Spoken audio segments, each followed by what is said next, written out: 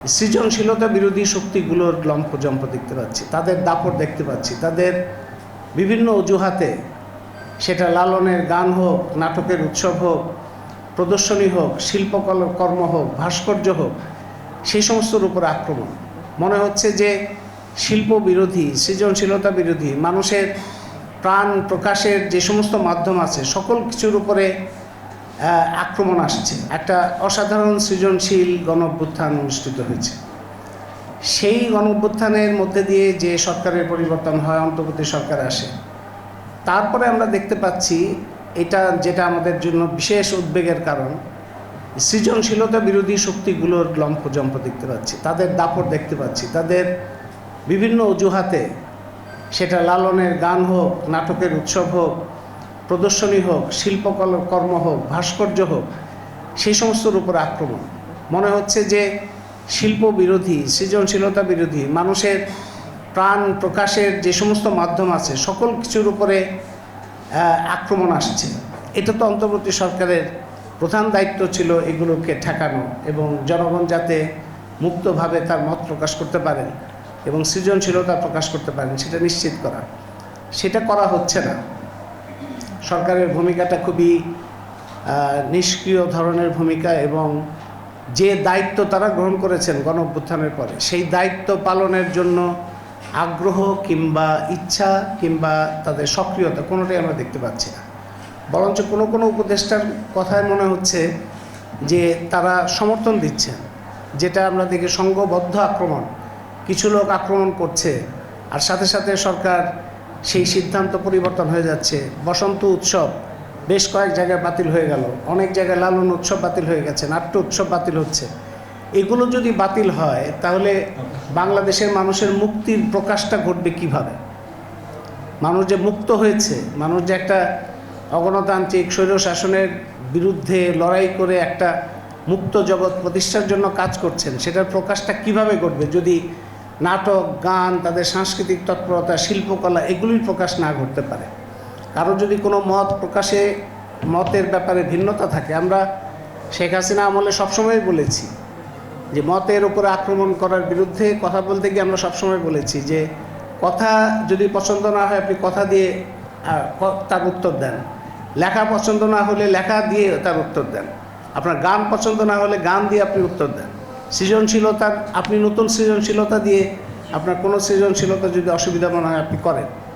কিন্তু তার উপরে গায়ের জোর খাটানো, দমন করা, তার উপরে অত্যাচার করা, তার উপরে জোর জুলুম করা, জবরদস্তি করা, এটা তো শেখ হাসিনা আমলের বৈশিষ্ট্য ছিল। এইটারই পুনরাবৃত্তি তো আমরা কোনোভাবেই আমাদের প্রত্যাশার মধ্যে ছিল না। তো এই সরকারের কোনো কোনো উপদেষ্টার কথায় মনে হচ্ছে তারা এগুলোকে একটা যৌক্তিকতা দেওয়ার চেষ্টা করে। এখন যে কোনো ধরনের সাংস্কৃতিক তৎপর, বসন্ত উৎসবের মধ্যে কিংবা নাট্য উৎসবের মধ্যে খোঁজ করা যে তার মধ্যে সেটাকে ট্যাগিং দেওয়া, এটা তো আরেক ধরনের অপরাধ।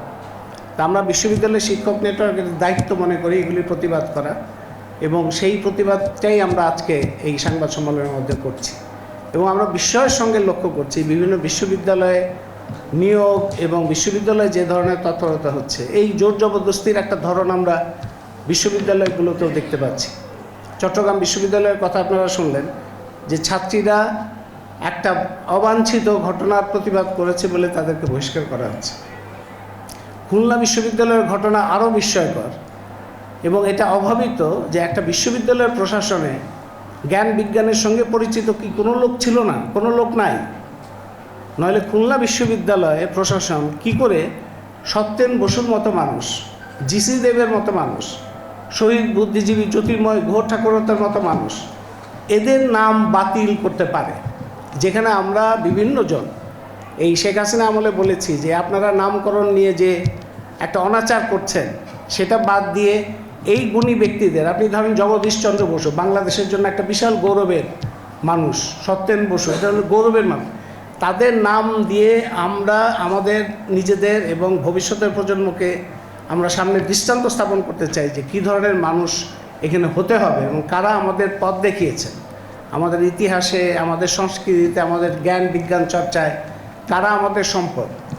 তাদের নামে আরও বড় বড় ভবন হওয়ার কথা, তাদের নামে বিশ্ববিদ্যালয় হওয়ার কথা, অথচ তাদের নাম একটা ভবনে, কয়েকটা ভবনে ছিল, সেগুলিকে বাদ দিয়েছে। আমরা একটা অবাক আমরা খুব বিস্মিত এবং উদ্বিগ্ন যে একটা বিশ্ববিদ্যালয়ের প্রশাসনের মধ্যে জ্ঞান বিজ্ঞানের সাথে পরিচয় নাই এই ধরনের লোকের দাপট কিংবা তাদের তাদের তাদের একটা তারাই দখল করে আছে বিশ্ববিদ্যালয় প্রশাসন, এটা তো হইতে পারে না। তা আমরা এই দাবি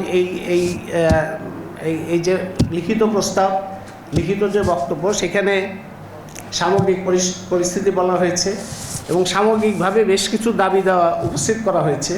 এখানে সুনির্দিষ্টভাবে আমরা কিন্তু এখানে ভিতরে বক্তব্য আছে খুলনা বিশ্ববিদ্যালয় বা চট্টগ্রাম বিশ্ববিদ্যালয়ে যে ঘটনা ঘটেছে, যে অবিলম্বে খুলনা বিশ্ববিদ্যালয়ের এই যে নামগুলো বাতিল করা হয়েছে, অবিলম্বে সেই নামগুলো আবার পুনর্বহাল করতে হবে এবং সরকারকে বলবো তাদের নামে, এই ব্যক্তিদের জ্ঞানী বিজ্ঞানী শহীদ বুদ্ধিজীবী তাদের নামে বরঞ্চ বড় বড় প্রতিষ্ঠানের নামকরণ করার উদ্যোগ গ্রহণ করেন।